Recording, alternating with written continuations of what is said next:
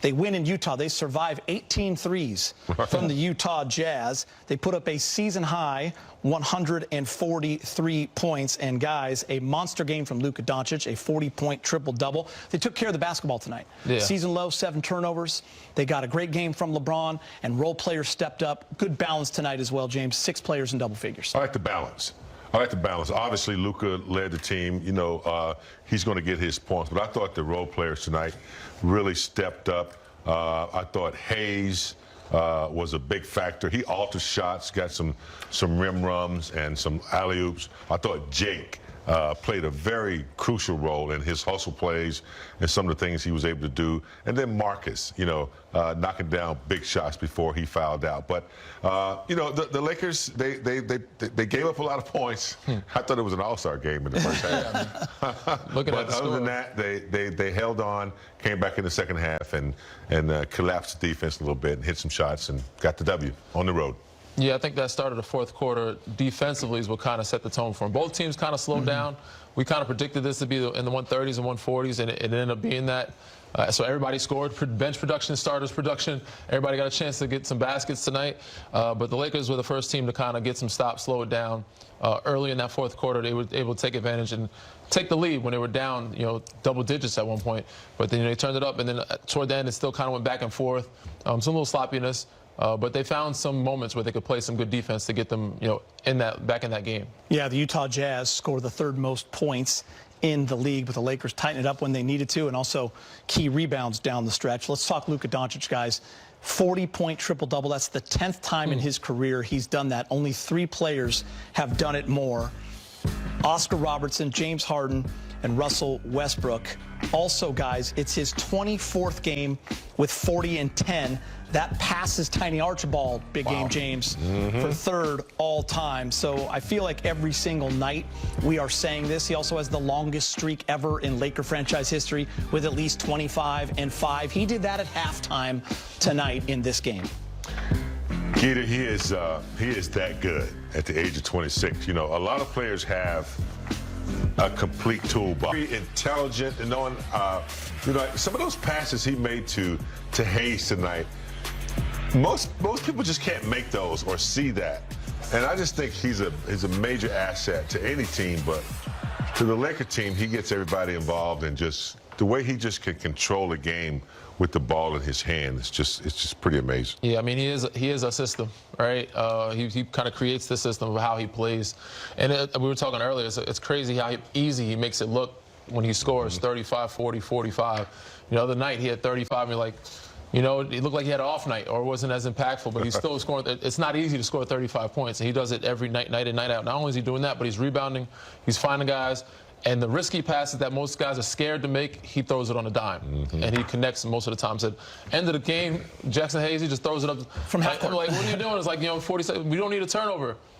Completes the play, makes it very easy. He's done it time and time again, and he said he's on the money. So he's a very good quarterback and a very good scoring guy as well. Guys, I want to talk that 4th quarter all around for the Lakers. They outscored the Jazz by 12. They were able to open up that 12-point lead, James. The 3-ball started falling. They started getting stops. They also got out and run. They did a nice job in transition tonight with 24 fast break points. They won that battle 24-9. They also won the battle in the paint 58-42. Another good 4th quarter on the road. Yeah, it was going to be about opportunities, and then I think the Lakers really ran their offense pretty good. Got people involved. This Jake LaRavia, I thought, as I mentioned, really had a solid game. And the defense just picked up, did what they had to do, got the stops they needed in the 4th.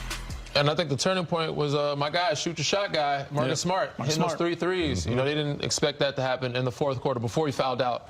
Obviously, he had a good stretch, even defensively, trying to get physical with Keontae George. Didn't go his way. But those 3 threes kind of opened up the game for the Lakers and kind of got them a comfortable lead. Danny, you lead me right to where I want to go. Check this out right here. I mean, we talk about the Laker role players stepping up tonight. Jackson Hayes, what a performance, a perfect performance. He was 7 for 7. He hasn't missed a shot against the Utah Jazz. He has not missed a shot against the Utah Jazz. 17 points for Marcus Smart. You just talked about it, 6 of 11, but the 5 of 9 for 3. So you combine there, that's 33 points from the guys who are filling in for DeAndre Ayton and Austin Reeves. Yeah, had a heck of a night. And Marcus Smart, I think the last 3 games, he's shooting close to 50% from 3. He had a big night against San Antonio, I think hitting like 8 of them. Obviously, Phoenix struggled a little bit, 1 for 5, but tonight, 5 for 9, that's huge. So most scouting reports are letting him shoot. And for him to attack that, or I guess rebuttal the scouting reports, or just kind of tear up the scouting report by making them pay by letting them shoot, is really hurting teams. You just don't plan for that. And he just, in that fourth quarter, really opened up the lead, or kind of gave him a comfortable situation by hitting those top of the key 3-pointers. Yeah, I was just looking at Vanderbilt. Yeah, he did it too. I was looking at his contribution tonight as well. 11 rebounds, Keeter. Yeah. That's just a lot of effort. And how many minutes? Not many. Yeah. Actually, more than usual tonight, right? 25. 25? He did get 25 tonight. Yeah. That's a little bit That's more. still Shorthanded, that's though, a lot of rebounds in 25 minutes. He was very active. I think 6 of them was on the offensive end. Yeah. So he always, does. He shot the ball well. Yep. His Hit it offense is corner, picking up. He's corner getting more confidence in that 3 ball. No doubt. He's been working on it, but it just hasn't come to fruition yet. But I think if he gets time on the floor, when he's playing defense and active, that shot goes down a little bit easier for him. By the way, we haven't even talked about him because we're getting to the highlights. LeBron James, pretty good game. 28 points, 10 assists, and 7 rebounds. Let's get you to the highlights. You out drunk, big game. Yeah, I didn't see it, but I saw some highlights, and I talked to a lot of people about it. The ending, the bullying that took place, the lead the Lakers had, and then to lose the lead, and then to almost almost lose the game.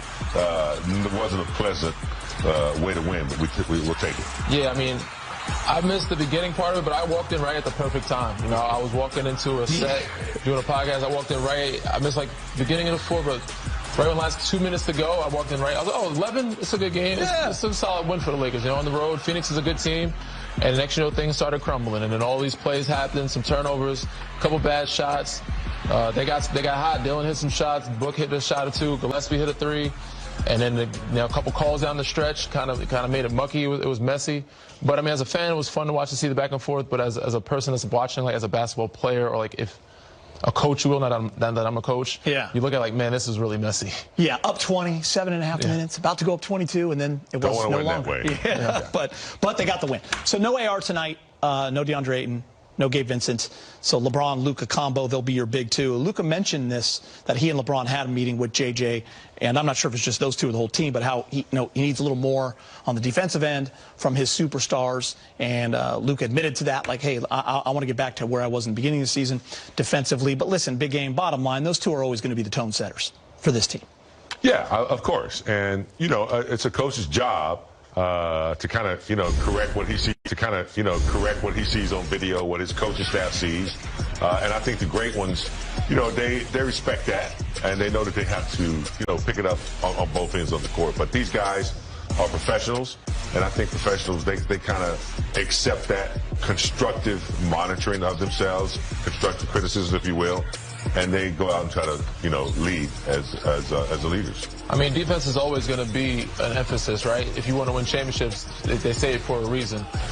With Luka, of course, you want him to play better defense. But for me, when I was watching the game the other night, the last game, it was more so the offense down the stretch and the dry possessions. Almost playing not to lose. Yeah, and it just had too many bad shots, too many dry possessions, not enough moving the ball. Turnover, like small things. That's how Phoenix got into the game. And give Phoenix some credit. Ryan Dunn had a really good defensive outing. He played it, especially on that last possession against Luka. Luka couldn't get to a step back. He had to throw it to Bron. Bron got fouled. But even before that, there was a lot of plays, too many dry possessions, which ultimately hurts your defense. It's hard to get back in transition. It's hard to guard guys if you turn the ball over or take bad shots or have dry possessions. So even if he doesn't have great defensive outing, offensively he does better. It makes his defense so much more, look better. Yeah, and there's always that thing in sports when you have a team on the ropes and they're about to wave the white flag and they give you that one more burst, having that notion and that mindset of putting them away. Exactly. And the game with 5 minutes. They have to find that. They have to find that. And with AR not being there, it's him and Bron. They have to be the closers. They have to be the clutch guys, keep the team poised, and kind of find ways to get the lid off the basket and not only get stops, but get some scores as well. All right, guys.